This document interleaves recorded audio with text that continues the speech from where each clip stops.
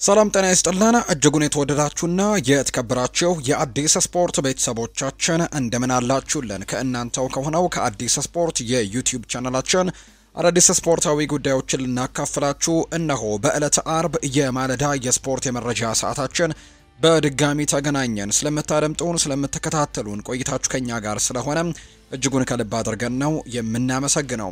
በዛሬው ፕሮግራማችን የተለያዩ ስፖርታዊ ጉዳዮችን ወደ እናንተ እናደርሳለን። ከነዚህ መካከል ትልልቆቹን የአውሮፓ ክለቦች የተመለከቱ እጅግ በርከት ያሉ ስፖርታዊ ጉዳዮች ይነሳሉ። እነሱን ጉዳዮች እናነሳለን። ነገ እንግዲህ የአውሮፓ ታላላቅ ሊጎች ጅማሬያቸውን ከኢንተርናሽናል ብሬኩ መልስ ያደርጋሉ። በርከት ያሉ የሚጠበቁ የተወዳጁ የእንግሊዝ ፕሪሚየር ሊግን ጨምሮ በሌሎችም የአውሮፓ ታላላቅ ሊጎች የሚደረጉ መርሃ ግብሮች ያሉና የእነሱን የጨዋታ ጥቆማዎችን ወደ እናንተም የምናደርስ ነው የሚሆነው። እንዲሁ ደግሞ አንዳንድ አሰልጣኞች ከጨዋታዎቹ ጋር በተያያዘ ጋዜጣዊ መግለጫ መስጠት ጀምረዋል። እነሱንም ጉዳዮች እንመለከታለን። ሰፋ ያሉ ስፖርታዊ ጉዳዮችን ነው ዛሬ እያነሳን ቆይታን የምናደርገው። እስከ ፕሮግራማችን ፍጻሜ ድረስ አብራችሁኝ ቆዩ። ይህንን ፕሮግራም ፉአድ ባህሩ ፕሮግራሙን እየመራው ከእናንተ ጋር ቆይታን አደርጋለሁ። ይህ አዲስ ስፖርት ነው። እስከ ፕሮግራማችን ፍጻሜ አብራችሁኝ ቆዩ።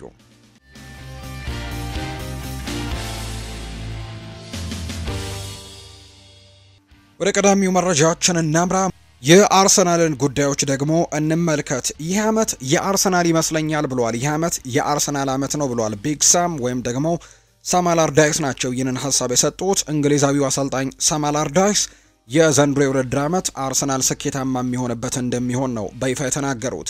ይህ ዓመት የአርሰናል ይሆናል ያሉት አሰልጣኙ ለዚህም ሁለት መሰረታዊ ምክንያቶችን ነው ያስቀመጡት።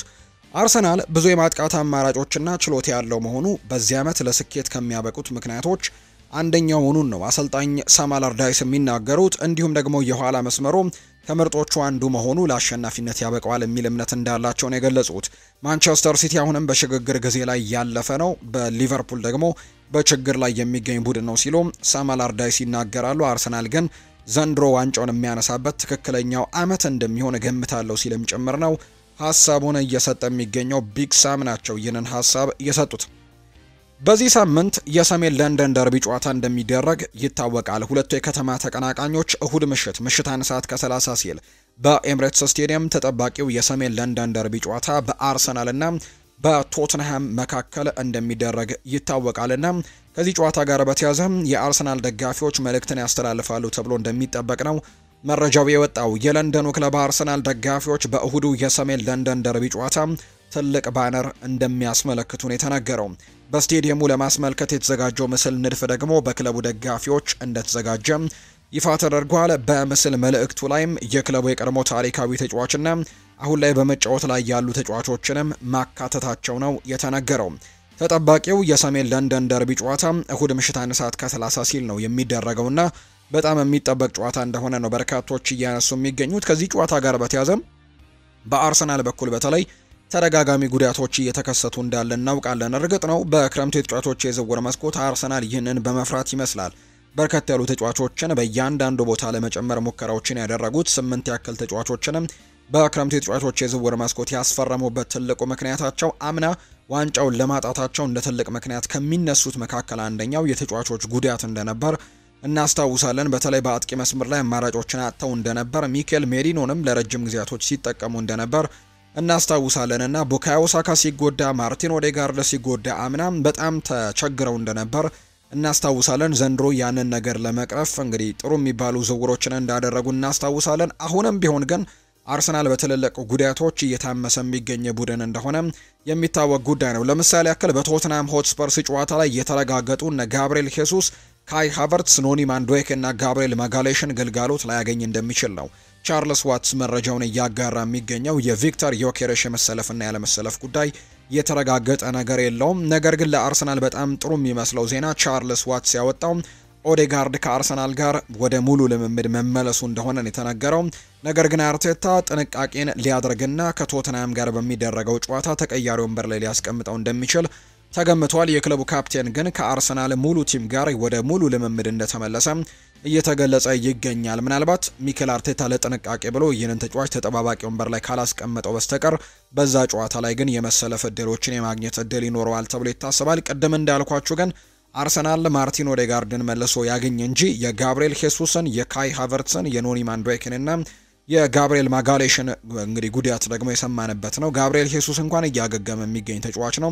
ከቡድኑ ጋርም ልምምድ መጀመሩን ተመልክተናል። ኖኒ ማንዱዌክም በተመሳሳይ እንደውም ለቶትናሙ ጨዋታ ይደርሳል የሚሉ ዘገባዎች ሲወጡ ነበር። ቻርልስ ዋትስ ግን ትላንትና ባወጣው መረጃ በቶትናሙ ጨዋታ ላይ ኖር ይችላል የሚል ግምቱን አስፍሯል። ካይ ሃቨርትስ ደግሞ እንግዲህ ከቡድኑ ጋር ልምምድ ማድረግ ጀምሮ ነበር። ነገር ግን በልምምድ ወቅት ላይ ባገረሸበት ህመም ምክንያት አሁንም ለሌሎች ወራቶች ካይ ሃቨርትስን በአርሰናል ቤት ላንመለከተው እንደምንችል ነው መረጃዎች የወጡት። ጋብሪኤል ማጋሌሽ ደግሞ በዚህ ሳምንት በኢንተርናሽናል ብሬክ ብራዚል ከሴኔጋል ጋር ባደረገችው ጨዋታ ጉዳት ገጥሞት መውጣቱ ይታወሳል። ከ1 እስከ 2 ወርም ምንም አይነት ጨዋታዎች ላይ ላይኖር ይችላል ተብሎ ተገምቷል። እስከ 13 ያክል ጨዋታዎችም ሊያመልጡት እንደሚችሉ የሚያሳዩ ዘገባዎች ሲወጡ ነበርና በቶትናሙ ጨዋታ ላይ የመሰለፍ ምንም አይነት እድል እንደሌለው ነው የሚታወቀው። የጋብሪኤል ማጋሌሽን ጉዳት ካነሳንና ጋብሪኤል ማጋሌሽን ደግሞ ማን ይተኳል የሚል ጥያቄ በትልቁ ይነሳል። አርሰናል ዘንድሮ እንግዲህ ከጥንካሬዎቹ መካከል የተከላካይ ስፍራው እንደሆነ ይታወቃል።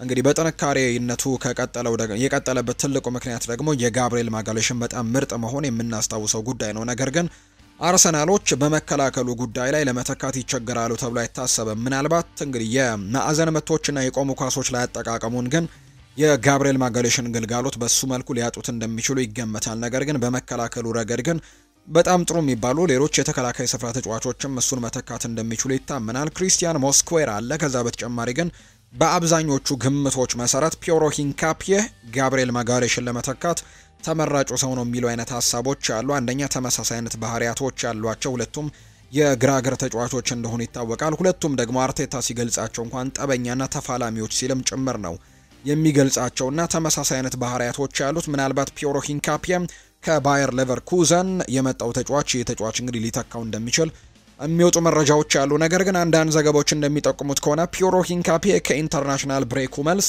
በጣም ረጅም ጊዜያት ጉዞዎችን አድርጎ ነው ወደ አርሰናል የመጣውና ምናልባት ይሄ ድካም አይፈጥርበትም ወይ የሚሉ ጥያቄዎች እንዲነሳ አድርገዋል። አርሰናል በፒዮሮ ሂንካፒዬ ከቶትንሃም ጋር ለሚደረገው ጨዋታ ዝግጁ መሆን ትንሽ ተጨንቋል ተብሏል።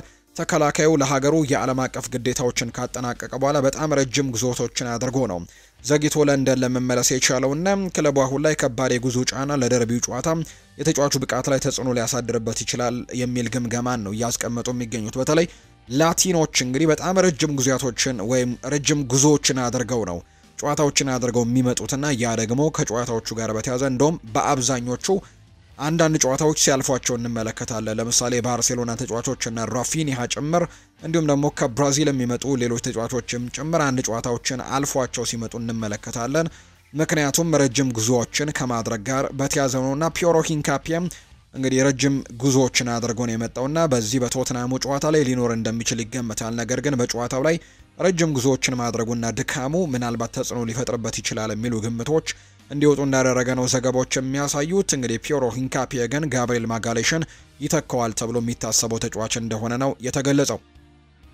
ኤቢሪቼ ኢዜ ስለ ሁሪየን ቲምበር ይናገራል። ወደ አርሰናል ከመምጣቴ ስለሱ ጥሩ ነገሮችን ሰምቻለሁ፣ ነገር ግን ከጠበቅኩት በላይ ደግሞ ሆኖ አግኝቼዋለሁ። እሱ ልዩ ተጫዋችና ልዩ ሰው ነው ሲልም ጭምር የአርሰናሉ ተጫዋች ኤዜ ስለ እንግዲህ ቡድን አጋሩ ሁሪየን ቲምበር ሀሳቡን ይሰጣል። ኤዜ ቀጥለና ስለ ሚኬል አርቴታም ሀሳቡን ሰጥቷል። እሱ አስደናቂ ነው። ለዝርዝር ነገሮች የሚሰጠው እይታና ያለው ደግሞ ትኩረት ከሱ ምን ያክል በፍጥነት እየተማርኩኝ እንደሆነ የሚሰማኝ ጉዳይ ነው።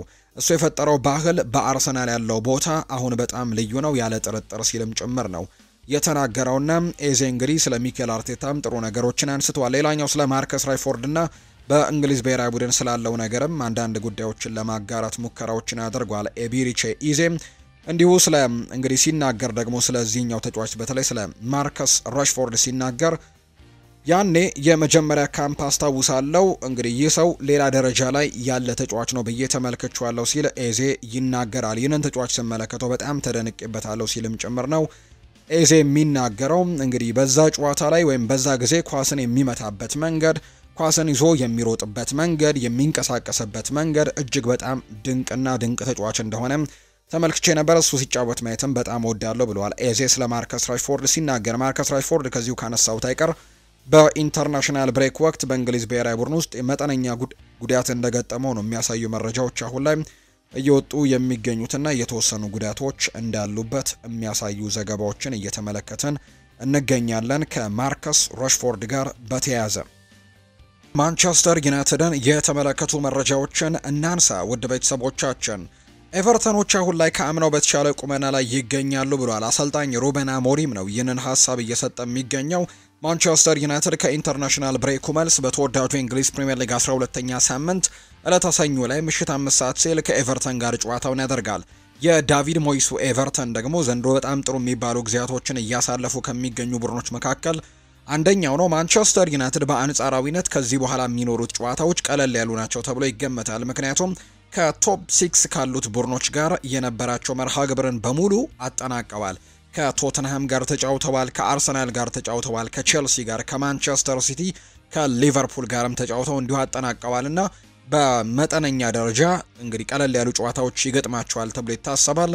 ከነዛ መካከል ኤቨርተን አንደኛው ነው። ኤቨርተን በሊጉ ላይ በጣም ጥሩ አቋሞችን እንዳለ ይታወቃል። ነገር ግን በቁጥሮች ከተመለከትነው ግን የተሻለ ተጋጣሚ ነው ተብሎ ይታሰባል። እንግዲህ ከአምናው የተሻለ ቁመና ላይ ይገኛል ብለዋል አሰልጣኝ ሩበን አሞሪም ኤቨርተኖችን ሲናገሩ። ነገር ግን እኛም በተመሳሳይ ከአምናው በተሻለ ጥሩ አቋም ላይ ነው የምንገኘው ሲል ነው አሰልጣኝ ሩበን አሞሪም የተናገረው። እነርሱ በዚህ ሲዝን በበርካታ ጨዋታዎች ላይ ጥሩ መሆናቸውን አሳይተዋል። በቶትንሃም 3-0 በተሸነፉበት ጨዋታ እንኳን የቆሙ ኳሶች ልዩነት ፈጠሩ እንጂ እነርሱ እድሎችን መፍጠር ችለው እንደነበር ተመልክቻለሁ ሲል ጭምር ነው አሰልጣኝ ሩበን አሞሪም የተናገረው። በተለይ ደግሞ ሁለት ተጫዋቾችን አንስተዋል አሰልጣኝ ሩበን አሞሪም። እነዚህም በጃክ ግሪሊሽ እና በሊሊማን እንጃይ ላይም በጣም ጥሩ ብቃት ላይ እንዳሉ ተናግረዋል። ጃክ ግሪሊሽ ጥሩ ብቃትን እያሳየ የሚገኝ ተጫዋች ነው፣ ኤሊማን እንጃይም ቢሆን ደግሞ በጣም ድንቅ ተጫዋች ነው ሲሉ አሞካሽተዋቸዋል። በአማካይ ስፍራ ላይም ለውጥ ሊያደርጉ ይችላሉ ብሎ የሚያስባቸውን ጄምስ ጋርነርን በቀይ መስመር ተመላላሽነት በማስገባት የቆሙ ኳሶችን በመጠቀም ደግሞ በሚታወቀው ደግሞ ጃኮብ ብሪያንን እንዲሁ ሊያሰልፉ ይችላሉ የሚል ግምት እንዳለው ጭምር ነው አሰልጣኝ ሩበን አሞሪም ስለ ኤቨርተን ሲናገር አንዳንድ ጉዳዮችን ያነሳው። እናም እነርሱ ውስብስብ የሆነ ቡድን አላቸው። አሰልጣኛቸው ዳቪድ ሞይስ በክለብ ቤት ደግሞ ድንቅ ስራን እየሰራ የሚገኝ ሰው ነውና የሰኞ ጨዋታ ለማሸነፍ እንደምንቸገር እናውቃለን። ነገር ግን ጨዋታውን ለማሸነፍ ሙሉ ለሙሉ የተቻለንን ሁሉ እናደርጋለን ሲልም ጭምር ነው አሰልጣኝ ሩበን አሞሪም ሀሳቡን እየሰጠ የሚገኘው። ዩናይትድ በ12ኛው ሳምንት ዕለተ ሰኞ ምሽት 5 ሰዓት ሲል ነው ከኤቨርተን ጋር ጨዋታውን እንደሚያደርግ የወጣለት መርሃ ግብር የሚያሳየው። ማንቸስተር ዩናይትዶች በአንቷን ሴሜኒዮ ከፍተኛ ፍላጎት እንዳለው እየተነገረ ይገኛል። ይህንን ተጫዋች ለማስፈረም ከማንቸስተር ዩናይትድ በተጨማሪ እነ ሊቨርፑልም በጣም በትልቁ እንቅስቃሴዎችን ያደርጋሉ ተብሎ ይታሰባል። ዩናይትድ ግን አንቷን ሴሜኒዮን በክረምትም ለማስፈረም ፍላጎት እንደነበረው የምናስታውሰው ጉዳይ ነውና ማንቸስተር ዩናይትዶች የተጫዋቹን ሁኔታ በቅርበት እየተከታተሉት እንደሚገኙ ነው መረጃዎች እየወጡ የሚገኙት። አሰልጣኝ ሩበን አሞሪም በክንፍ በኩል አንድ የ10 ቁጥር ስፍራ ተጫዋች ለማስፈረም ፍላጎት እንዳለው ይነገራል። ለዚህም ደግሞ አንቷን ሴሜኒዮ ትክክለኛው ተጫዋች ነው የሚል እምነት እንዳላቸው ጭምር ነው የሚነገረው። በሌላ በኩል ግን ማንቸስተር ዩናይትዶች ሌሎች ተጫዋቾችንም እየተመለከተ ነው የሚገኘው። ከነዚህ መካከል የወልቨርሃምፕተን ወንደረርስ ብራዚላዊ አማካይ የሆነው ጃኦ ጎሜስ በጥር ተጫዋቾች የዝውውር መስኮት ለማስፈረም ዩናይትዶች ጥያቄ ሊያቀርቡ ይችላሉ ተብለው ከሚጠበቅባቸው ተጫዋቾች መካከል አንደኛው ነው። ዩናይትድ እንደሚታወቀው በአማካይ ቦታ ላይ ራሱን ለማጠናከር ትልቅ እንቅስቃሴዎችን ያደርጋል ተብሎ ይጠበቃል። ነገር ግን ይህ በጥር ተጫዋቾች የዝውውር መስኮት ይሆናል ተብሎ አይጠበቅም። በክረምቱ የሚፈልጋቸውን ወሳኝ ተጫዋቾች እነ ካርሎስ ባሌባን፣ አዳም ዋርተንን እንዲሁ ኤሊዮት አንደርሰንን ለማስፈረም እንቅስቃሴዎችን ሊያደርግ ይችላል። በጥር ግን እነዚህን ተጫዋቾች ማስፈረም ከባድ እንደሆነ ጠንቅቀው ያውቃሉና ጊዜያዊ መፍትሄ የሚሆኑ ተጫዋቾችን ለማምጣት ይንቀሳቀሳል ተብሎ ነው የሚታሰበው። ከነዛ መካከል ጃኦ ጎሜዝ አንደኛው ነው። ሌላኛው ደግሞ የአትሌቲኮ ማድሪዱ ኮነር ጋላገርም በዚህ ዘርፍ የሚጠቀስ ተጫዋች እንደሆነ የሚታወቅ ጉዳይ ነው። በጥር የዝውውር መስኮት ማንቸስተር ዩናይትድ ጃኦ ጎሜዝን ለማስፈረምም ጥያቄ ያቀርባል ተብሎ እንደሚጠበቅ የሚያሳዩ መረጃዎች ናቸው አሁን ላይ በትልቁ እየሰማን የምንገኘው። ወልቭስ በጥሩ የተጫዋቾች የዝውውር መስኮት ላይ ለጎሜዝ የሚቀርቡ ጥያቄዎችን ለማጤንም ዝግጁ መሆናቸው ጭምር ነው እየተነገረም የሚገኘውና ይህንን ተጫዋች ለማስፈረም ትልቅ እንቅስቃሴዎችን ያደርጋሉ ተብሎ ነው የሚጠበቀው ይኸው ቡድን። ሌላኛው ዩናይትድ አንጄሎ ስቲለርንም ይፈልጋል የሚሉ መረጃዎች እየወጡ ነው። ማንቸስተር ዩናይትድ የአማካይ ስፍራ ተጫዋች የሆነው አንጄሎ ስቲለር ላይ ያለው ፍላጎት እውነተኛ መሆኑ ነው ቤን ጃኮብስ መረጃውን እያጋራ የሚገኘው። ከባሌባ በመቀጠል በዩናይትድ የአማካይ ስፍራ ትልቅ ቦታ የሚሰጠው ተጫዋች አንጄሎ ስቲለር እንደሆነ ነው መረጃዎች የሚወጡት። የክለቡ ከፍተኛ የስራ አመራሮች የሆኑት እነ ክሪስቶፈር ቪቬል እና ጄሰን ዊልኮክስ የተጫዋቹ አድናቂዎች እንደሆኑ ነው የሚገለጸው። ዩናይትድ ምናልባትም በክረምቱ የተጫዋቾች የዝውውር መስኮት እንደተባለው ሁለት የአማካይ ስፍራ ተጫዋቾችን የሚያስፈርም ከሆነ አንጄሎ ስቲለር አንደኛው የመሆን እድሉ ከፍተኛ ይሆናል ተብሎ እንደሚጠበቅ ነው መረጃዎች የወጡት። ምክንያቱም ማንቸስተር ዩናይትድ እዚህ ተጫዋች ላይ በጣም ትልቅ አድናቆት እንዳላቸው ነው የሚነገረው። እንዳልኳችሁ ቀዳሚ ምርጫቸው የሚሆነው እንግዲህ ተጫዋች የሚሆነው ካርሎስ ባሌባ ነው። ከዛ በመቀጠል ግን ምናልባት ከሌሎች ተጫዋቾች የተሻለ እድል የሚሰጠው አንጄሎ ስቲለር ሊሆን ይችላል የሚሉ መረጃዎች ናቸው በትልቁ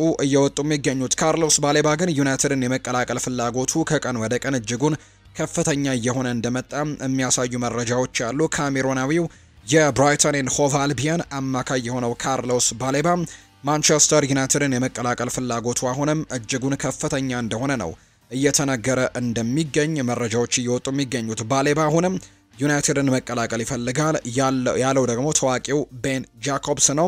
ዝውውሩ ከዚህ ክረምትም እንደማያልፍ ጭምር ነው እየተናገረ የሚገኘው።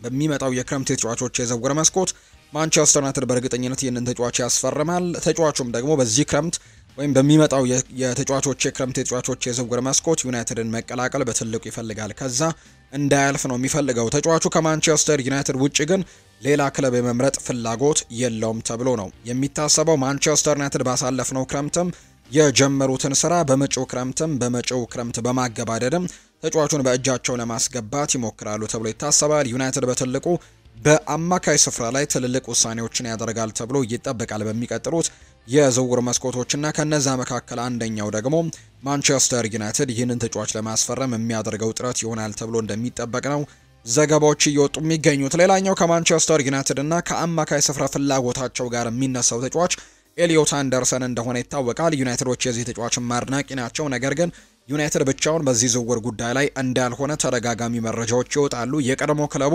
ኒውካስል ዩናይትድም ይህንን ተጫዋች ለማስፈረም ፍላጎት እንዳለው ይታወቃል። ኒውካስል ይህንን ተጫዋች ከአካዳሚው የወጣ ተጫዋች ነው። ነገር ግን በፒኤስአር ምክንያቶች ወይም ደግሞ በፋይናንሻል ጉዳዮች ምክንያት ተጫዋቹን ለመሸጥ በተገደዱበት ጊዜ ለኖቲንግሃም አሳልፈው ሰጥተውት ነበር። በኖቲንግሃም ፎረስት ደግሞ ወደ ትልቅ ኮከብነት ተለውጧል ኤሊዮት አንደርሰን እና ኒውካስል ይህንን በተመለከቱ ጊዜ ተጫዋቹን የመመለስ ፍላጎት እንዳላቸው ቢነገርም ነገር ግን አሁን ላይ ኒውካስል ኤሊዮት አንደርሰንን ዳግም የማስፈረም እድሉ በጣም ዝቅተኛ ነው የሚሉ ሪፖርቶች ናቸው እየወጡ የሚገኙት። የእንግሊዙ ክለብ ኒውካስል ዩናይትድ የኖቲንግሃም ፎረስቱን ኤሊዮት አንደርሰንን የማስፈረም እድሉ ዝቅተኛ መሆኑን መረጃዎቹ እያሳዩ ይገኛሉ። የክለቡ ደጋፊዎች ኤሊዮት አንደርሰንን ዳግም ከማክፓይሶቹ ቤትም ሊመለሱት እንደማይፈልጉ ነው እየተገለጸ የሚገኘው። የዴይሊ ሜሉ ክሬግ ሆፕም በዘገባው ላይ እንዳሰፈረው ከሆነ የሁለቱ የማንቸስተር ከተማ ክለቦች የሆኑት ማንቸስተር ዩናይትድ እና ማንቸስተር ሲቲ ተጫዋቹ ላይ ከፍተኛ ፍላጎት እንዳላቸው ነው የሚነገረው። ከእንግሊዝ ክለቦች በተጨማሪ ግን የስፔን ክለቦችም በተጫዋቹ ላይ ትልቅ ፍላጎት ሊያሳዩ እንደሚችሉ ይነገራል። በሚቀጥለው ክረምት እንግዲህ ከኖቲንግሃም ፎረስት ይለቃል ተብሎ ይታሰባልና በዝውውር ጉዳይ ላይ በትልቁ ስሙን እንሰማዋለን ተብለው የሚጠበቀው ተጫዋች እንደሚሆን ነው የሚጠበቀው ኤሊዮት አንደርሰን። ዩናይትዶች ለሃሪ ማጓየር አዲስ ውል ለማቅረብ ሁኔታዎችን እየገመገሙ እንዳለ መረጃዎች ወጥተዋል። ማንቸስተር ዩናይትድ በእንግሊዛዊው ተከላካይ ሃሪ ማጓየር ውልን ለማራዘም ሁኔታዎችን እየገመገመ እንደሚገኝ ነው መረጃዎች የወጡት። ማንቸስተር ዩናይትድ ለተጫዋቹ የሚሰጡት ኮንትራትም የአጭር ጊዜ ወይስ ደግሞ የረጅም እንዲሁ ደግሞ ምን ያክል ሳምንታዊ ደሞዝ ይሁን በሚለው ዙሪያ ላይ በውስጥ ምክክሮችን እንደሚያደርጉ ነው እየተዘገበ የሚገኘው። ሃሪ ማጓየር በማንቸስተር ዩናይትድ ቤት ያለው ውል በመጪው ወርሃ ሰኔ በይፋ እንደሚያበቃ ነው የሚነገረው። ስለዚህ ደግሞ በዛ ጊዜ ተጫዋቹም ወደ እንግዲህ በማንቸስተር ዩናይትድ ኮንትራት ያራዝማል ወይስ አያራዝምም የሚለው ጉዳይ በቅርቡ ይወሰናል ተብሎ እንደሚጠበቅ ነው ቤን ጃኮብስ መረጃውን እያጋራ የሚገኘው። በክረምቱ አሊያም በጥር ከማንቸስተር ዩናይትድ እንደሚለቅ በርካቶች ግምቶቻቸውን እየሰጡበት የሚገኘው ተጫዋች ኮቢ ማይኖ ከሱ ጋር የተያዙ አንዳንድ ጉዳዮች እየወጡ ይገኛሉ። ኮቢ ማይኖ በውሰት ይለቃል የሚል በትልቁ እምነቶች አሉ። በማንቸስተር ዩናይትድ በኩል እንግሊዛዊው አማካይ ኮቢ ማይኖ በጥር ተጫዋቾች የዝውውር መስኮት ከማንቸስተር ዩናይትድ ጋር እንደሚለያይ ነው በርካታ ዘገባዎች እየወጡ የሚገኙ። ተጫዋቹን ማንቸስተር ዩናይትድ በውሰት ውል በመልቀቅም በቂ የመጫወት እድልን ማግኘት ወደሚችልበት ክለብም እንደሚያመራ ነው የሚጠበቀው። ናፖሊና ዌስትሃም ዩናይትድ ደግሞ ተጫዋቹን በውሰት ለማስፈረምም ትልቅ ፍላጎት ያሳዩ ክለቦች እንደሆኑ ነው የሚነገረው። ተጫዋቹ ማንቸስተር ዩናይትድን በቋሚነት እንዲለቅም ሆነ በውሰት ዝውውሩ ላይ ክለቦች እንግዲህ ሜኑን በቋሚነት ማስፈረም የሚችሉበት አንቀጽ እንዲያካትቱ ፍቃድ እንደማይሰጥ ነው የተነገረው። ተጫዋቹም ቢሆን ከማንቸስተር ዩናይትድ ሙሉ ለሙሉ መልቀቅ አይፈልግም። በውሰት ብቻ ለቆ እንግዲህ ይህንን 6 ወር አሳልፎ በእንግሊዝ ብሔራዊ ቡድን ደግሞ በዓለም ዋንጫ ላይ መሳተፍን ይፈልጋልና ያንን እድል አመቻችቶ ከዛ በኋላ በድጋሚ ወደ ማንቸስተር ዩናይትድ መጥቶ ቦታውን ማስጠበቅ እንደሚፈልግ ነው የሚነገረው። ነገር ግን በእነዚህ 6 ወራት ግን እድሎች የማይሰጡት ከሆነ የዓለም ዋንጫ ያልፈዋልና ከረጅም ጊዜያቶች በኋላ የሚገኝ እድል ከመሆኑ ጋር በተያያዘ የእድል በጭራሽ እንዲያልፈው አይፈልግም። ስለዚህ ተጫዋቹ በውሰት መልቀቅን ይመርጣል ተብሎ ይታሰባል። በቋሚ ውል ግን ከማንቸስተር ዩናይትድ መልቀቅ እንደማይፈልግ ነው ዘገባዎች የሚያሳዩት። የኔፕልሱ ክለብ ደግሞ ይህንን ተጫዋች እንግዲህ በውሰት ሊያስፈርም እንደሚችል እየተነገረ ነው። የኮቢ ማይኖ ዋነኛ ፈላጊ ሆነው የቀረቡት ናፖሊዎች ኮቢ ማይኖ ማንቸስተር ዩናይትድን የማይለቅ ከሆነ ትኩረታቸውን የሚያዞሩባቸው ሌሎች አማራጮችንም ግን እየተመለከተው ምናልባት የሚሳካላቸው ከሆነ ኮቢ ማይኖን ለማስፈረም ነው ጥረታቸው። ካልሆነ ግን ሌሎች አማራጮችን እየተመለከተ ነው። ኮቢ የመጫወቻ ጊዜ የማያገኝ ከሆነ በአጭር ጊዜ የውሰት ቆይታ ክለቡን የመልቀቅ ፍላጎት እንዳለው ነው የሚታወቀው። አሁንም ቢሆን የአንቶኒዮ ኮንቴና የናፖሊ የበላይ አካላት ተቀዳሚ ምርጫቸው ኮቢ ማይኖ እንደሆነ ነው የጣሊያኑ ላጋዜታ ዴሎ ስፖርት መረጃውን እያወጣ የሚገኘው። ስኮት ማክቶሚኔ ምርጥ ግብን ያስቆጠረብን ብሏል። ፓትሪክ ዶርጉ ነው ይህንን ሀሳብ የሰጠው። በዓለም ዋንጫ የማጣሪያ ጨዋታ በአውሮፓ ዞን ሲደረግ በዚህ ሳምንት ከተደረጉና በጣም በትልቁ በጉጉት ሲጠበቁ ከነበሩ ጨዋታዎችና በጨዋታው ላይም ትልቅ ድራማዊ ነገሮችን ከተመለከትንበት መርሃ ግብሮች መካከል አንደኛው የስኮትላንድ እና የዴንማርክ ጨዋታ እንደነበር እናስታውሳለን። በጨዋታው ላይ ስኮትላንድ እንግዲህ በመጨረሻዎቹ ደቂቃዎች ላይ ባስቆጠሯቸው በተለይ በኬራን ቲየርኒና እንዲሁ ሌላ አንድ ጎል ጨምረው ጨዋታውን 4-2 አሸንፈው በቀጥታ ከ28 ዓመታት በኋላ ወደ ዓለም ዋንጫ ማለፋቸው የሚታወስ ነው። የስኮት ማክቶሚኔ ሀገር ስኮትላንድ እና ስኮት ማክቶሚኔ ደግሞ በጨዋታው መጀመሪያ አካባቢ በጣም ቆንጆ የምትባል የመቀስ ምት ጎል ማስቆጠሩን እናስታውሳለን። የማንቸስተር ዩናይትድ የግራ መስመር ተመላላሽ የሆነው ፓትሪክ ዶርጉ ከስኮትላንዱ ሽንፈት በኋላ ማክቶሚኔን በተመለከተ ለቀረበለት ጥያቄ ምላሽ ሰጥቷል።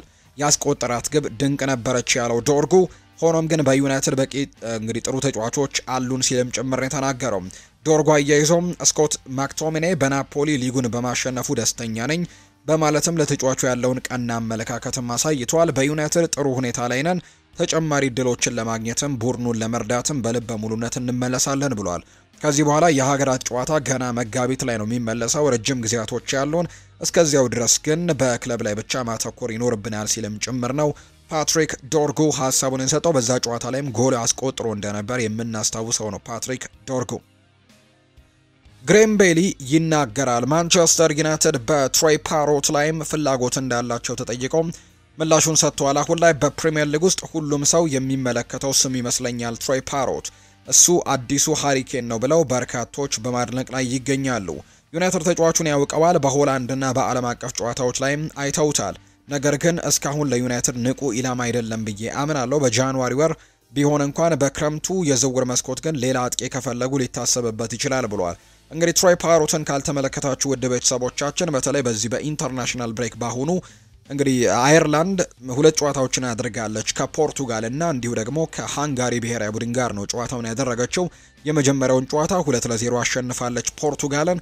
ከዛ በተጨማሪ ደግሞ ሁለተኛውን ጨዋታ ደግሞ ሃንጋሪ ድረስ ቡዳፔስት ድረስ በመሄድም 3-2 ማሸነፏን እናስታውሳለን እና በሁለቱ ጨዋታዎች አየርላንድ 5 ግቦችን አስቆጥራለች። 5ቱንም ጎሎች ያስቆጠረው ትሬይ ፓሮት ነው። ይህ ተጫዋች ነው ጎሎቹን ያስቆጠረው። ወደ ፕሌይኦፍም እንዲገቡ ትልቁን አስተዋጽኦ አድርጓል። እንግዲህ በተለይ ደግሞ በሁለተኛው ጨዋታ ላይ ፖርቱጋል ላይ 2 ጎሎችን ካስቆጠረ በኋላ ሁለተኛው ጨዋታ ላይ በመጨረሻው ደቂቃ ባስቆጠራት ጎል ነው ሀገሩን ወደ ፕሌይኦፍ እንዲያመራ ያደረገውና በጣም ድንቅ የሚባል ተጫዋች እንደሆነ አስመስክሯል። ዘንድሮ በሆላንድ ሊግም በጣም ጥሩ ጊዜያቶችን እያሳለፈ ነው የሚገኘውና ወደ እንግሊዝ ፕሪሚየር ሊግ ሊመጣ እንደሚችል በርካቶች ግምቶቻቸውን እየሰጡ ይገኛሉ። ትሬይ ፓሮት እንግዲህ ስለዚህ ይህ ተጫዋች ወደ ማንቸስተር ዩናይትድም ሊመጣ እንደሚችል ነው ግሬም ቤሊ የተናገረው። ነገር ግን ዩናይትድ አሁን ላይ በቁም ነገር ይህንን ተጫዋች እየተመለከቱ አይደለም፣ ወደፊት ግን የሚሆነውን እንመለከታለን ሲል ጭምር ነው የተናገረው። በብሪስቶል ሲቲ ስኬታማ የውሰት ውል ቆይታን እያሳለፈ የሚገኘው ግብ ጠባቂው ራዴክ ቪቴክ ወደፊት ለማንቸስተር ዩናይትድ የመጫወት ትልቅ ህልም እንዳለው ይናገራል። አንድ ቀን ለዚህ ትልቅ ክለብ የመጫወት ትልቅ ህልም አለኝ ይላል ራዴክ ቪቴክ። ከጨዋታ ራሴን ለማሻሻል ጥረት እያደረኩኝ ይገኛለሁ። ከፊት ለፊቴ ደግሞ እጅጉን ትልቅ ፈተና እንዳለ ማውቃለሁ። ይህንን ለመወጣትም ጠንክሬ እየሰራው እገኛለሁ ሲል ጭምር ነው ቪቴክ ሐሳቡን የሰጠው። ስሎቬኒያዊው የፊት መስመር አጥቂ የሆነው ቤንጃሚን ሼስኮ ባጋጠመው ጉዳት ምክንያት ለአንድ ወር ያክል ከሜዳ የሚርቅ ይሆናል። ይህንን ተከትሎ ኔዘርላንዳዊው የፊት መስመር አጥቂ የሆነው ጆሹዋ ዘርክዚ በቀጣይ የማንቸስተር ዩናይትድ ጨዋታዎችን እድል ያገኛል ተብሎ ይጠበቃል። አሰልጣኝ ሩበን አሞሪም ጨምሮ ወደ ረዳት አሰልጣኞችም ከቀጣዮቹ ጨዋታዎች ከጆሹዋ ዘርክዚ ብዙ እንደሚጠብቁ ነው የተነገረው። ተጫዋቹ በአእምሮም ሆነ በአካላዊ ደረጃ ብቁ መሆኑ ለጆሹዋ ዘርክዚ በቀጣይ እንግዲህ ብዙ እንዲጠበቅም እንዳስቻለ ጭምር ነው የሚነገረው። ነገር ግን ምናልባት አሰልጣኝ ሩበን አሞሪም አንዳንድ ጨዋታዎች ላይ ቤንጃሚን ሼስኮ እንኳን እየነበረ እሱን ተጠባባቂ በማስቀመጥ ሜሰን ማውንትን ከማቲያስ ኩኛህና ከብሪያን ኤምቤሞ ጋር አጣብሮ ማጫወትን ሲመርጥ እንመለከታለንና ምናልባት ያንን የጨዋታ ሲስተምን በድጋሚ በሚቀጥሉት ጨዋታዎች ላይ ሊሞክረው እንደሚችል ይታመናል። ነገር ግን መረዳት እንደሚቻለው ከሆነ ጆሹዋ ዘርክዚ የተሻሉ ደቂቃዎችን አሁን ላይ ምናልባት የቤንጃሚን ሼስኮ በጉዳት ምክንያት አለመኖር ደቂቃዎችን እንዲያገኝ ግን ሊያግዘው እንደሚችል የሚያሳዩ መረጃዎች ናቸው በትልቁ እየወጡ የሚገኙት። በቅርቡ የማንቸስተር ዩናይትድ አካዳሚ ዋና ስራ አስኪያጅ ተደርገው የተሾሙት ስቴፈን ቶርፒ ታዳጊ ተጫዋቾች ላይ መስራት እጅጉን ወሳኝ እንደሆነ ይናገራሉ። ከአካዳሚ ቡድን አድገው በዋናው ቡድን ውስጥም የሚጫወቱ ተጫዋቾች አሁንም አሉ ይላሉ ኃላፊው። ይህ በታዳጊዎች ላይም አሁንም እየሰራን ያለነው ስራን አጠናክረን መቀጠል እንዳለብን የሚያሳይ ነው። ዝግጁ የሆኑ ተጽዕኖ መፍጠር የሚችሉ አሁንም በዋናው ቡድን ላይ ልዩነትን ማምጣት የሚችሉ ተጫዋቾችን እንፈልጋለን ሲልም ጭምር ይናገራል። ከዚህ በተጨማሪ ደጋፊዎቻችን የሚኮሩባቸው ተጫዋቾችንም መፍጠር ተቀዳሚ ዓላማችን ነው ሲሉ ነው የተናገሩት። የራስ ልጆች በዋናው ቡድን ሲደምቁ እንደማየትም የሚያስደስት ነገር የለም። በአካዳሚ ቡድናችን ውስጥም እምቅ አቅም ያላቸው ተጫዋቾች ይህንን ለማጎልበትም ጠንክረን እንሰራለን ሲልም ጭምር ነው የተናገረው ኃላፊው። ሃሪ አማስና ቪቴክ በጥር ሊመለሱ ይችላሉ ተብሏል። ባሳለፍነው ክረምት በውሰት ውል ከማንቸስተር ዩናይትድ ጋር የተለያዩት ሃሪ አማስና ግብ ጠባቂው ራዴክ ቪቴክ በጥር የተጫዋቾች የዝውውር መስኮት ወደ ማንቸስተር ዩናይትድ ሊመለሱ እንደሚችሉ ተነግሯል። እኚሁ ተጫዋቾች በውሰት እየተጫወቱ በሚገኙባቸው ክለቦችም ስኬታማ ቆይታን እያደረጉ መሆኑ የሚታወቅ ነው። በቀጣይ በአፍሪካ ዋንጫ ሳቢያ ጥቂት የማይባሉ ተጫዋቾችን ሊያጣ እንደሚችል የሚጠበቀው ማንቸስተር ዩናይትድ በዚህ ውድድር ምክንያትም ሊፈጠር የሚችለው የቡድን ጥልቀት ጥበትም ችግር ለመቅረፍ ለእነዚሁ ተጫዋቾች ጥሪ ሊያቀርብ እንደሚችል እየተነገረ እንደሚገኝ ነው ማንቸስተር ኢቭኒንግ ኒውስ መረጃውን እያጋራም የሚገኘው። ሊቨርፑልን የተመለከቱ መረጃዎችን ደግሞ ወደ እናንተ እናደርስ። ኪያዛን ያልጠራሁበት ጊዜ የለም ብሏል። ጂናሮ ጋቱሶ ነው ይህንን ሀሳብ የሰጠው። የጣሊያን ብሔራዊ ቡድን አሰልጣኝ የሆኑት ጂናሮ ጋቱሶ ፌዴሪኮ ኪያዛን ወደ ብሔራዊ ቡድን ያልቀላቀለበት በራሱ ምክንያት መሆኑን የተናገረው። በሁሉም የብሔራዊ ቡድኖች ረፍት ሰዓት ጥሪ አቅርቤለታለሁ ሲሉ አሰልጣኝ ጂናሮ ጋቱሶ ይናገራሉ። ችግሩ የኔ አይደለም ያሉት አሰልጣኙ ችግሩ እሱ ራሱ ነው በማለትም ነው አስተያየታቸውን የሰጡት። የጣሊያን ብሔራዊ ቡድን በዓለም ዋንጫ ማጣሪያ የመጀመሪያ ጥሎ ማለፍ ጨዋታ ከሰሜን አየርላንድ ብሔራዊ ቡድን ጋር ተደልድሏል። አሰልጣኙ እንግዲህ ሰሜን አየርላንድ ተስፋ የማይቆርጥ ቡድን ነው ሲሉ ጭምር ተናግረዋልና ለዛ ጨዋታ ደግሞ እንደሚዘጋጁ ጭምር ነው የተናገሩት። ነገር ግን አብዛኞቹ ጥያቄዎች የነበሩት ግን ለምንድን ነው አሰልጣኙ ጂናሮ ጋቱሶ በነበሩት ኢንተርናሽናል ብሬኮች ወቅት ፌዴሪኮ ኪያዛ ላይ ጥሪ ያላቀረቡት የሚሉ ጥያቄዎች ይነሱ ነበር። ምክንያቱም በዚህ የውድድር ዓመት የተሻለ እንቅስቃሴን አሳይቷል ፌዴሪኮ ኪያዛ። እርግጥ ነው በአርኔ ስሎት በሊቨርፑል ስር እንግዲህ ቋሚ የመሰለፍ እድሎችን ማግኘት አልቻለም። ነገር ግን ተቀይሮ በሚገባባቸው ጨዋታዎች ላይ ግን የሚፈጥራቸው ልዩነቶች ለጣሊያን ብሔራዊ ቡድን እንዲመረጥ ሊያደርገው ይገባል የሚሉ አይነት ሀሳቦች ሲወጡ እንደነበር ተመልክተናል። ጣሊያን ደግሞ በዓለም ዋንጫ የማጣሪያ ውድድር ላይ ከምድቡ አንደኛ ሆና ማለፍ አልቻለችም። በኖርዌይ ተበልጣ ሁለተኛ ደረጃን ይዛ አጠናቃ ወደ ፕሌይኦፍ ወይም ደግሞ ወደ ጥሎ ማለፍ ውድድሮች እንድትገባ ተደርጋለችና በቀጣይ ከሰሜን አየርላንድ ጋር ጨዋታዋን ታደርጋለች። እንግዲህ በዚህኛው የዓለም ዋንጫ ላይ ለመሳተፍ ጥረቶችን ታደርጋለች። 2006 ላይ ዋንጫን ያሸነፈችው ጣሊያን 2010 ላይ ከምድቡ ከተሰናበተች በኋላ በ2014 እንዲሁ በ2018 የዓለም ዋንጫ በ2014ም ጥሩ ውድድሮችን ማሳለፍ አልቻለችም። በ18ና በ22 ደግሞ ጭራሽ ውድድሩ ላይ እንዳልነበረች እናስታውሳለን እና አሁን ላይ እንግዲህ ይሄ ቡድን በድጋሚ በጥሩ ሁኔታ ለመመለስ ግን ጥረቶችን ያደርጋል ተብሎ ይታሰባል። ለሶስተኛ ጊዜም ወደ ጥሎ ማለፉ ገብቷል። 2018ንም ለማለፍ እንዲህ 2022ንም በጥሎ ማለፍ እንግዲህ ለማለፍ ነበር ከምድቡ እንግዲህ ሁለተኛ ሆኖ አልፎ ወደ ማጣሪያው ገብቶ እንደነበር እናስታውሳለንና ያልተጠበቁ ሽንፈቶች ገጥመውት ከዓለም ዋንጫው ውጪ ሆኖ ነበር። ዘንድሮም ያጣ ፈንታ እንዳይገጥማቸው ጠንከር ብለው መወዳደር እንደሚኖርባቸው ነው መረጃዎች የወጡት። ከሰሜን አይርላንድ ጋር ደግሞ ቀጣይ ጨዋታቸውን ያደርጋሉና አሰልጣኝ ጊናሮ ጋቱሶ ምናልባት በቀጣይ የሊቨርፑልን ፌዴሪኮ ኪያዛን ሊጠሩ የሚችሉበት እድሎች እንዳሉ የሚያሳዩ ነገሮችን ነው እየተመለከተን የምንገኘው። አሊሰን ቤከር ወደ ሜዳ ይመለሳል ተብሎ ይታሰባል። ረጅም ጊዜያቶችን በጉዳት ምክንያት ያሳለፈው በተለይ በውድድር ዓመቱ የተወሰኑ ጨዋታዎችን ካደረገ በኋላ ጉዳት ገጥሞት እንደነበር እናስታውሳለንና በርከት ያሉ ጨዋታዎችም አልፈውት እንደነበር እናስታውሳለን። አሁን ግን ወደ ቡድኑ እንደተመለሰ የሚያሳዩ መረጃዎች እየወጡ ይገኛሉ። በተለይ ለሊቨርፑል ወሳኝ ተጫዋች እንደሆነ ይታወቃል። ቅዳሜ ከኖቲንግሃም ፎረስት ጋር ነው ሊቨርፑል ጨዋታ የሚያደርገው ነገ እና በዛ ጨዋታ ላይ በቋሚ አስተላለፍ ውስጥም አሊሰን ቤከርን ብራዚላዊውን ግብ ጠባቂ እንመለከታለን ተብሎ ይታሰባል። ጆርጂ ማማርዳሽቪሊ እንግዲህ ጥሩ ግብ ጠባቂ እንደሆነ እናውቃለን። ነገር ግን አሊሰን ቤከር ደግሞ ለሊቨርፑል በጣም ወሳኙ ተጫዋች እንደሆነ ነው በርካቶች የሚያምኑት።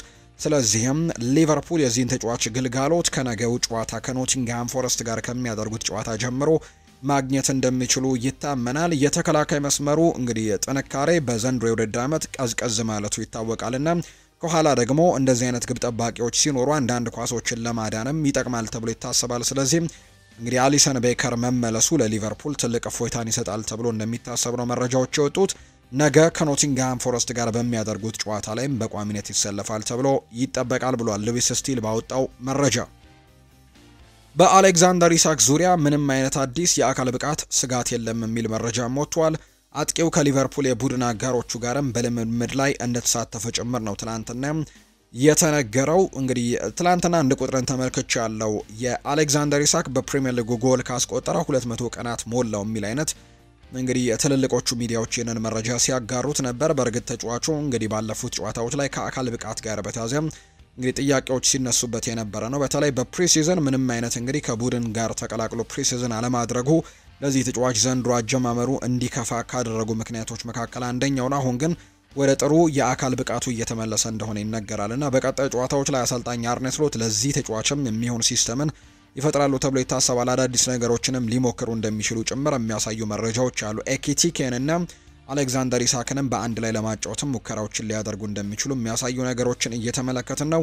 በቀጣይ አሌክዛንደር ኢሳክ ወደ ጥሩ አቋሙ ይመለሳል ተብሎ እንደሚታሰብ ነው ሉዊስ ስቲል መረጃውን ያጋራው። ሊቨርፑል አንቷን ሴሜኒዮን ለማስፈረም ጠንካራ ፉክክር እንግዲህ ወይም ፍላጎትም ያለው ይመስላል።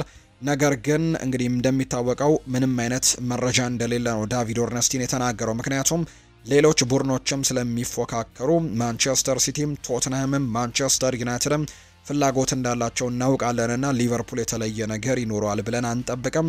በቀጣይ ግን ይህንን ተጫዋች ለማስፈረም በትልቁ ፍክክሮችን ሊያደርጉ የሚችሉ ክለቦች እንዳሉ እንመለከታለን። ቦርንመዝም ቢሆኑ ይህንን ተጫዋች በጥር ተጫዋቾች የዝውውር መስኮት መሸጥን ምናልባት ሊመርጥ ይችላል ተብሎ ይታሰባል። ምክንያቱም በክረምቱ የዚህ ተጫዋች ዋጋ እየቀነሰ ይመጣል ከጥር ተጫዋቾች የዝውውር መስኮት አንጻርና ተጫዋቹን ከሚከስሩበት በጥር ተጫዋቾች የዝውውር መስኮት መሸጡ ምርጫቸውን ሊያደርጉ እንደሚችሉ እየተገመተ ይገኛል። ስለዚህ ቦርንመዝ ይህንን ተጫዋች በጥር ለመሸጥ ፍቃደኛ የሚሆን ከሆነ በርከት ያሉ ክለቦች ይህንን ተጫዋች ለማስፈረም ርብርቦችን ሊያደርጉ ይችላሉ። ከነዛ መካከል አንደኛው ሊቨርፑል ሊሆን የሚችልበት እድሉ እንዳለ የሚያሳዩ መረጃዎችም ወጥተዋል።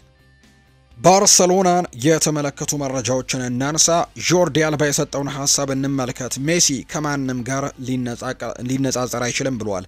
ጆርዲ አልባ ስፔናዊው የኢንተር ማያሚ የመስመር ተጫዋች ነው። ጆርዲ አልባ ያማልን ከሜሲ ጋር ማነጻጸር አግባብ አይደለም በማለት ነው የተናገረው። ላሚን ያማል ምርጥ ተጫዋች ነው፣ ነገር ግን ሊዮኔል ሜሲ ከማንም ጋር የሚወዳደር አይነት ተጫዋች አይደለም ሲል ጆርዲ አልባ ሀሳቡን ሰጥቷል። ላሚን ያማል አስደናቂ ተጫዋች ነው፣ ነገር ግን እንደ ፔድሪና ዲዮንግ የመሳሰሉ ሌሎችም ብዙ አሉ ሲል ጆርዲ አልባ ይናገራል። ስለዚህም ከሜሲ ጋር ማንንም ተጫዋች አታነጻጽሩ ሲልም ጭምር ነው ጆርዲ አልባ ሀሳቡን እየሰጠ የሚገኘው። ሁለቱ ተጫዋቾች እንግዲህ አሁን በኢንተር ማያሚ በጋራ እንደሚገኙ ይታወቃል። እንግዲህ ከሰሞኑን ከባርሴሎና ጋር በተያዘ ሜሲ የተለያዩ ሀሳቦችን እየሰጠ ይገኛልና እንግዲህ የኢንተር ማያሚውን ጊዜ ሲያጠናቅቅም ወደ ባርሴሎና መመለስ እንደሚፈልግ ጭምር ነው እየተናገረ የሚገኘው። ለመኖርም ባርሴሎናን እንደሚመርጥ ጭምር ነው የተገለጸው። በተለይ ሰሞኑን ደግሞ የፕሬዚደንሻል ምርጫ 2026 ላይ ይደረጋልና የዮሃን ላፖርት ተፎካካሪ የሆኑ ሰው እንደመጡ ይታወቃል፣ ፎርት የሚባሉ። ስለዚህ ሊዮኔል ሜሲን የመጀመሪያ ስራዬ ሊዮኔል ሜሲን ደውዬ መመለስ ነው እኔም መመረጥ ከሆነ ሲሉ ጭምር ሀሳባቸውን መስጠታቸው ይታወሳልና ከሜሲና ከባርሴሎና ጋር በተያዘ ሰሞኑን ትልልቅ መረጃዎች እየወጡ ነው የሚገኙት። ሰርጂዮ ቡስኬትስ በጣም የሚያናድር ተጫዋች ነው ብለዋል። ዌስሊ ሽናይደር ነው ይህንን ሀሳብ የሰጠው። የቀድሞ ኔዘርላንዳዊው የኢንተር ሚላን ተጫዋች የሆነው ዌስሊ ሽናይደር ሰርጂዮ ቡስኬትስ በጣም የሚያናድደው ተጫዋች እንደነበር ነው የተናገረው። ቡስኬትስ በጣም የሚያበሳጨኝ ተጫዋች ነው ያለው ዌስሊ ሽናይደር ሁልጊዜም ሌሎችን መምታትም ይወዳል፣ ነገር ግን እሱን እንዲነኩት ግን በጭራሽ አይፈልግም ሲል ጭምር ነው የተናገረው። ትንሽ ከተነካ ማልቀስ ይጀምራል ሲል የተደመጠው ዌስሊ ሽናይደር አክሎ እውነተኛ አልቃሻ ነው፣ ከሱ ጋር ሁልጊዜም እንደተጨቃጨኩኝ ነበር ሲልም ጭምር ነው የተናገረው። በአንድ አጋጣሚ እኔ እናንተ አንድ ቦታ ላይ ሄደን መነጋገር እንችላለን ብዬ ነግሬው አውቃለሁ ሲል ዌስሊ ሽናይደር ስለ ሰርጂዮ ቡስኬትስ ሀሳቡን ሰጥቷል።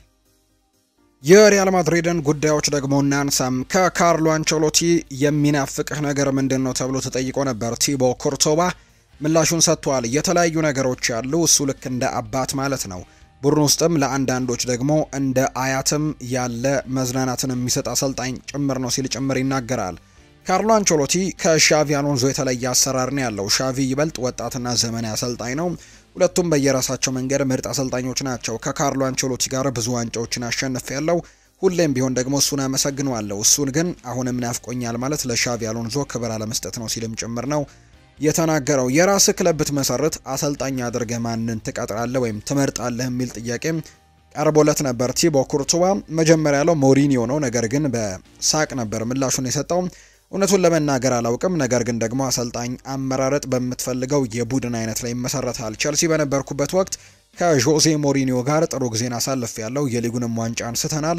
እናም ሌላው ደግሞ ኤደር ሳራቢያም የጨዋታ መንገዱን እወደዋለሁ። በኤልቼ እያሳየ ያለው የእግር ኳስ ስልት ጥሩ የሚባል ነው። እናም ተስፋ የሚጣልበት አሰልጣኝ ነው። በኤልቼም ጥሩ ስራ እየሰራ ይገኛል ሲል ጭምር ነው ቲቦ ኩርቱዋ ሀሳቡን እየሰጠ የሚገኘው። አንቶኒ ሩዲገርን ለማስፈረም ከበርካታ የሳዑዲ አረቢያ ክለቦች ብርቱ ፍላጎት ያለ ቢሆንም ወደ ፕሪሚየር ሊጉ የሚመለስበት አማራጭ እንዳለ ጭምር እየተነገረ ነው። በተለይ ሰሞኑን ቸልሲ ይህንን ተጫዋች ወደ ክለቡ ለመመለስ ፍላጎት እንዳለው የሚያሳዩ መረጃዎችን ፕሌቲ ጎል ሲያወጣ እንደነበር እናስታውሳለንና አንቶኒ ሩዲገር ምናልባት ወደ እንግሊዝ ፕሪሚየር ሊግ ሊመለስበት የሚችልበት እድል ይኖራል ተብሎ ይታሰባል። ነገር ግን የሳዑዲ አረቢያ ክለቦችም ይህንን የጀርመን ብሔራዊ ቡድን የተከላካይ ስፍራ ተጫዋች የሆነውን ሰው በድጋሚ ለማስፈረምም በድጋሚ ፍላጎት እንዳለው የሚያሳዩ መረጃዎች በተደጋጋሚ ሲወጡ እንደነበሩ የሚያሳዩ ዘገባዎች አሉ። ስለዚህ የሳዑዲ ክለቦችና እንዲሁ ደግሞ ይሄኛው ክለብ ደግሞ ቸልሲ በድጋሚ ይህንን ተጫዋች ለማስፈረም ፍላጎቶች ያሳያሉ ተብሎ ይጠበቃል። ፉክክርም ይኖራል ተብሎ ነው የሚታሰበው። አሰልጣኝ ዣቪ አሎንዞ ፈረንሳዊውን የግራ ተመላላሽ ፌርላንድ ሜንዲን በመሃል ተከላካይነት ሚና አሰልፎ ለመሞከርም አቅዷል እየተባለ ይገኛል። ምክንያቱም ቡድን ውስጥ አሁን ላይ በግራ ተመላላሽነት ሚና እንደ አልቫሮ ፈርናንዴስ ካሬራስ እና ፋራን ጋርሲያ አይነት ተጫዋቾች በመኖራቸው ምክንያት አሰልጣኝ ሻቪ አሎንዞ ፌርላንድ ሜንዲ በቦታው ላይ ይመጥናል ብሎ እንደማያምን ነው ዲያሪዮ አስ የተባለው የመረጃ ምንጭ እየተናገረ የሚገኘው። ቸልሲን እንመልከት። ቶድ ቦህሊ ይናገራል። ቡድናችን ማደጉንና እየተሻሻለ እንደሆነ ትመለከታላችሁ። ለረጅም ጊዜ ተጫዋቾቹን አሰባስበናቸው ነበር። የወደፊቱን ደግሞ ምን እንደሚመስል ለማወቅ በጣም ጓጉቻ ያለው ሲል ጭምር ነው ቶድ ቦህሊ የተናገረው። ትችት ስለምን እንደሚያወሩ የማያውቁ አንድ ተጨማሪ የሰው ልጅ ሆኖ አግኝቼዋለሁ ሲልም ጭምር ነው ቶድ ቦህሊ ሀሳቡን እየሰጠም የሚገኘውና ቡድናችን ግን ማደጉን ይቀጥላል ሲልም ጭምር ነው ቶድ ቦህሊ ሀሳቡን እየሰጠ እንደሚገኝ መረጃዎቹ እየወጡ የሚገኙት። ሌላኛው ከቼልሲ ጋር በተያያዘ የሚነሳው ጉዳይ ጂሚ ፍሎይድ ሃንሰልባንክ ስለ ማሬስካ ይናገራል። እኔ እንደማስበው ኤንዞ ማሬስካ በጣም ድንቅ ስራን ሰርቷል። አዎ በእግር ኳስ ሰዎች በፍጥነት ይረሳሉ። ባለፈው አመት ቡድኑን ሲረከበም ምን አይነት ችግር ውስጥ እንደነበር የምታስታውሱት ነው። እሱ ወደ ክለቡ እንደመጣ ቡድኑን አረጋጋው። እናም በዚሁ አመት ደግሞ 2 ዋንጫዎችን አሸንፏል። አሁን ላይ አንዳንዶች የክለቦች የዓለም ዋንጫ ምን ያክል ትልቅ ነገር አይደለም ሊሉ ይችላሉ። ነገር ግን እሱን አሸንፏል። ከፓሪስ ሰን ዠርሜን ጋርም ድንቅ የፍጻሜ ጨዋታን አድርጓል። ፓሪስ ሰን ዠርሜንም ሊቨርፑልንም ሆነ አርሰናልን ማንም ሊያሸንፋቸው የማይችል ቡድን ነበር። ማንም ሊያሸንፋቸውም አልቻለም ነበር። እነሱ ግን ሙሉ ለሙሉ አሸንፏቸዋል ሲል ጭምር ነው የተናገረው። ጆን ቴሪ ይናገራል። ኤስቴቫ ዊሊያን ገና በወጣትነቱ እንኳን ምን ያክል ጥሩ እንደሆነ ትንሽ መናገር እፈልጋለሁ። አዲስ መንፈስ ወደ ቡድኑ እያመጣ ነው። ለደጋፊዎችም በጣም አስደሳች አድርጎታል። ደጋፊዎች ይወዱታል። ትንሽ ትዕግስትም ልናሳየው የሚገባ ይመስለኛል። ነገር ግን እሱ ፍጹም ኮከብ ተጫዋች ነው። እናም ወርልድ ክላስ ተጫዋች ይሆናል ብዬም አስባለሁ ሲል ጭምር ነው የተናገረው ጆን ቴሪ። አሁን ላይ ቼልሲ ለሮሚዮ ላቪያ የማገገም ጉዞን ሙሉ ድጋፍም እያደረገለት ሲሆን ክለቡ ላቪያ ወደ ሜዳ መመለሱንም በጉጉት እየጠበቀ እንዳለ ጭምር ነው ኬረን ጊል መረጃውን ያጋራው። ኤስቴቫ ዊሊያን ይናገራል። አንዳንዴ እንዴት እንደማደርገው እንኳን አላውቅም፣ በተፈጥሮ ነው እንዲህም አደርገው። ልክ ቻምፒየንስ ሊጉን የመቀስመት ኳስና አየኋትና ሌላ ምን ማድረግ እንዳለብኝ ማሰብ አልቻልኩም። ይህ ቅጽበታዊ ውሳኔ ነው፣ እንዴት እንደምገልጸው እንኳን አላውቅም። ለኔ በጣም ተፈጥሯዊ ነገር ነው። አንዳንዴ እንኳን እነዚህ ደግሞ ያሉት ሰዎችም አንተ 18 ዓመት ብቻ ነህ ይላሉ። እኔ ደግሞ በክፍሌ ውስጥ ቪዲዮ ጌሞችን ስጫወት ለራሴ ለካ 18 ዓመቴ ብቻ ነው ላለው። እናም እንዴት እንደምገልጸው እንኳን አላውቅም ሲል ጭምር ነው ኤስቴቫኦ ዊሊያን የሚናገረው።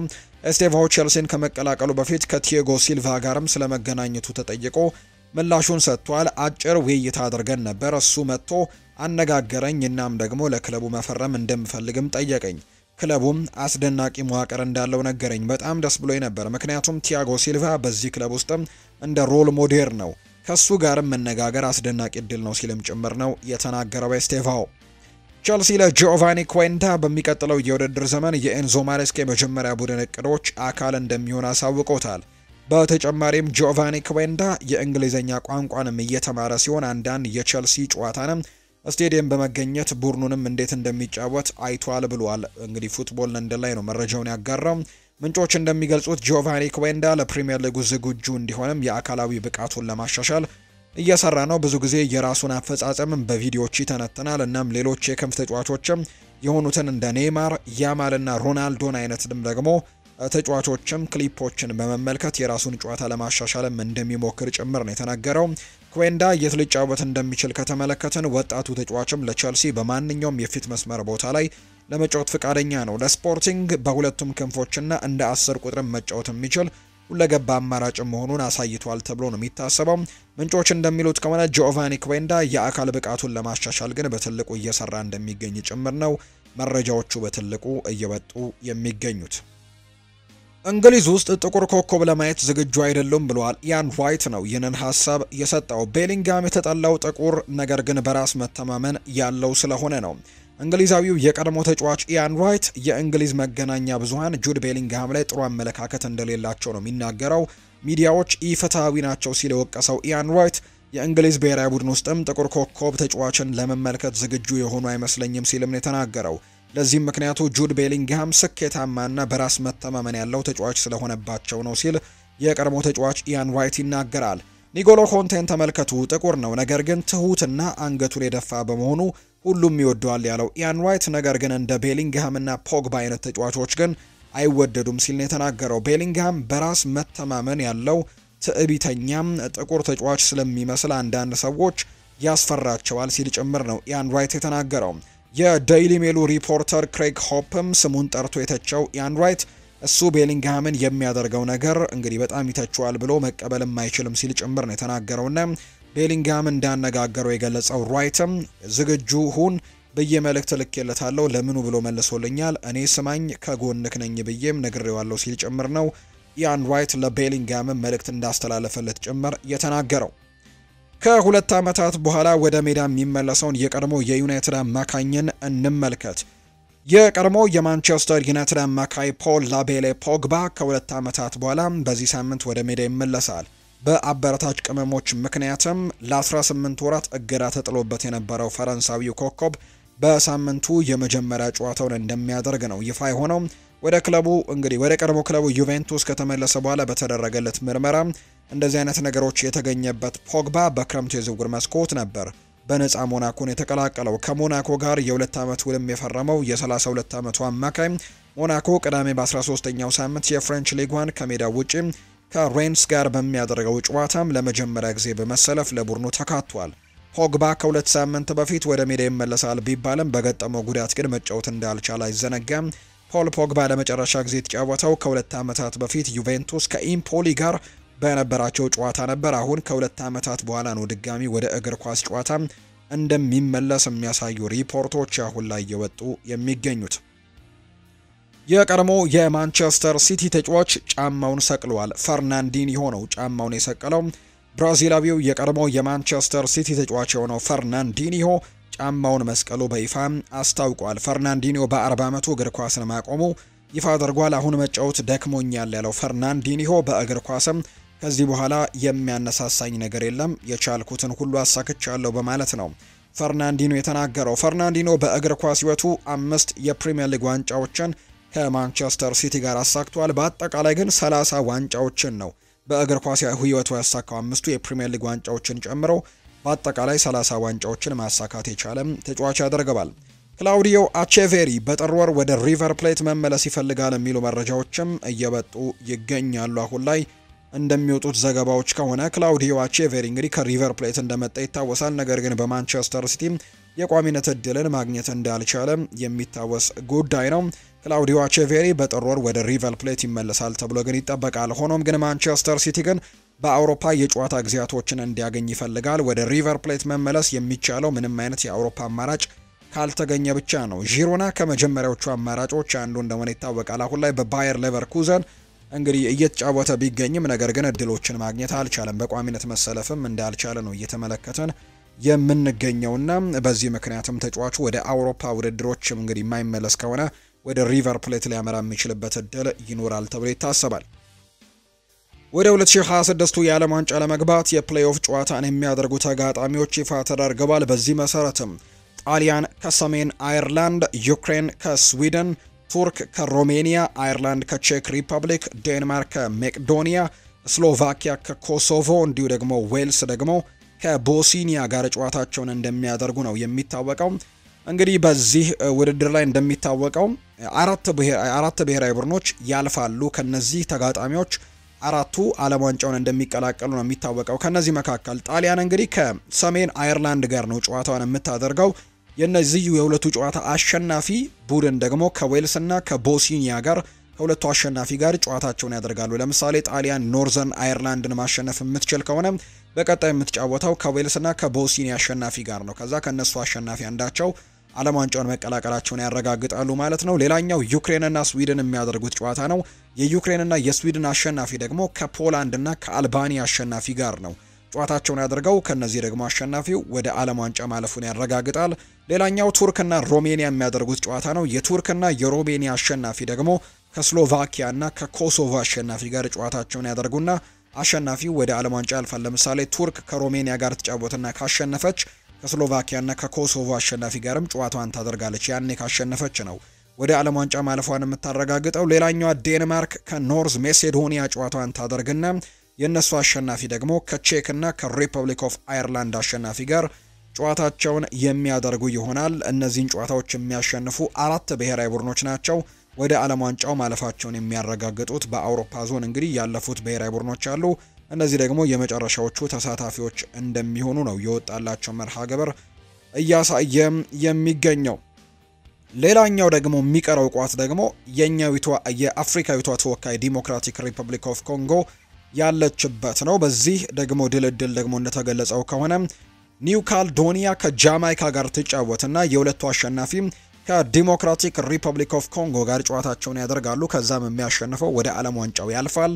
ከዛ በተጨማሪ ቦሊቪያና እንዲሁ ደግሞ ሱሩናሜ ጨዋታቸውን ያደርጉና እርስ በርስ የሁለቱ አሸናፊ ደግሞ እንዲሁ ከኢራቅ ጋር ጨዋታውን ያደርገው የሚያሸንፈው ቡድን ወደ ዓለም ዋንጫው እንደሚገባ ነው ትላንትና የወጣላቸው ድልድል እያሳየ የሚገኘው። እንግዲህ በ2026 አሜሪካ፣ ሜክሲኮና ካናዳ ለሚያዘጋጁት የዓለም ዋንጫ ትልቅ ፉክክሮች ወይም ደግሞ ወደዛ ለማለፍም ፉክክሮች እየተደረጉ እንደሚገኙ ነው መረጃዎች እየወጡ የሚገኙት።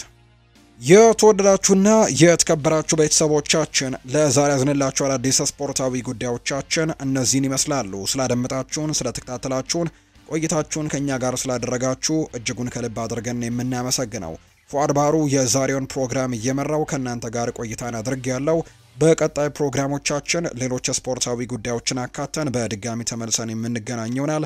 በተለይ ምሽት ላይ በሚኖረው የስፖርት የመረጃ ሰዓታችን ሌሎች አዳዲስ ስፖርታዊ ጉዳዮችን፣ ሌሎች መረጃዎችን አካተን በድጋሚ ተመልሰን እንገናኛለን። ለአሁኑ ግን ስላደመጣችሁኝ፣ ስለተከታተላችሁኝ ቆይታችሁም ከኛ ጋር ስለነበር ከልብ አድርጌ አመሰግናችኋለሁ።